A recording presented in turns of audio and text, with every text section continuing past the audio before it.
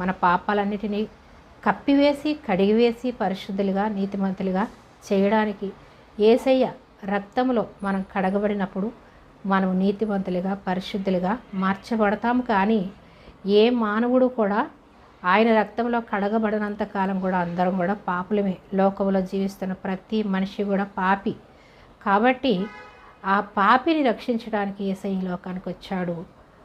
యేసయ్య వచ్చాడని ఎవరైతే గుర్తిస్తారో, ఆయన దగ్గరికి ఎవరైతే వస్తారో, ఆయన యొద్ద పాపాలను ఎవరైతే ఒప్పుకుంటారో అందరూ కూడా ఆయన రాజ్యానికి వారసులు అవుతారు. అంతేకాని నాలో ఏ పాపం లేదు, నేను చాలా నీతిగా ఉన్నాను, యథార్థంగా ఉన్నాను, పాపుల కొరకే వచ్చాడు, పాపులే ఆయన వెంబడిస్తారు అని పరిసయ్యులు, సద్దుకయ్యులు, శాస్త్రులు ఆయన్ని విమర్శిస్తారు. అయితే పశ్చాత్తాపానికి మించిన ప్రాయశ్చిత్తం లేదు అని మనం నేర్చుకుందాం.